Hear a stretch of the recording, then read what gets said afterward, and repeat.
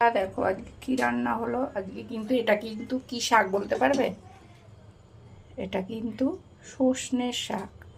কারণ pressure high হলে এই শাকটা খাওয়া নাকি খুব উপকার। তো এই শাক ভাজা করেছি, আর এটা থোর ভাজা। আর এদিকে দেখো চিকেনের পাতলা ঝোল, রুগীর ঝোল। দেখো কাঁচা লঙ্কা দিয়ে পাতলা চিকেনের ঝোল, কারণ আমরা রিচ খাই, রিচ খাওয়া আর চলবে না। এখন কিন্তু এই হালকা পাতলা ঝোল খেতে হবে। তো এই হালকা পাতলা ঝোল করেছি।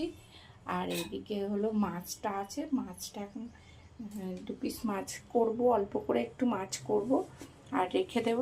আর এই দেখো এটা পাবদা মাছ, আর দেখো চুনো মাছ, চুনো মোরলা মাছ।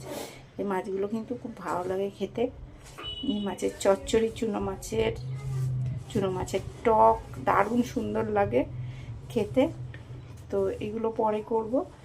তো এই ছিল আজকে আমার একটা ছোট্ট ব্লগ, তো তোমাদের সাথে শেয়ার করলাম। কেমন লাগলো বন্ধুরা জানিও। ওরা অল্প একটুখানি মশলা বলে ওই জন্য কিন্তু আমি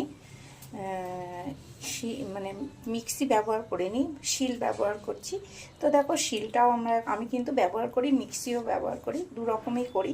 তো দেখো আমি একটু কাজু, কাঁচা লঙ্কা আর সর্ষে আর পোস্ত একসাথে বেটে নেব এটা। আর যেহেতু অল্প, দেখো এই যে এই পাবদা মাছটা ঝাল করব, ওই জন্য আমি কিন্তু অল্প একটুখানি বাটনার জন্য আর মিক্সিটা ব্যবহার করি। তো দেখো এদিকে কিন্তু কড়া বসিয়ে দিয়েছি, আর একটা সর্ষের তেলটা দেখি দিয়ে দিই, দিয়ে এটা ভেজে নেব।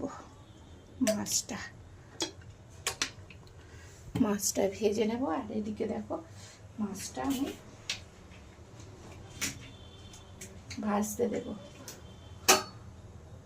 কড়াটা গরম হয়ে গেছে। আর পাবদা মাছ কিন্তু খুব ছিটাটা লাগে, তেলের ছিটাটা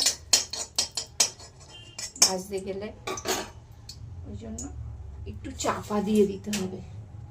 যখন হবে কড়াতে মাছটা দেব তখন না চাপা দিয়ে দিতে হবে, নইলে খুব ফাটে, তেল ছিটকায়। দেখো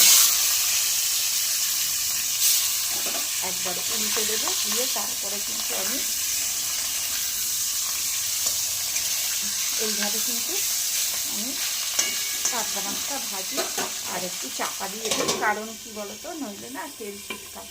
আর এই এবার এক পিঠ হয়ে গেলে তারপরে নামিয়ে নেবো। তারপরে দেখো কি করছি, তেল ছিটকাচ্ছে দেখো।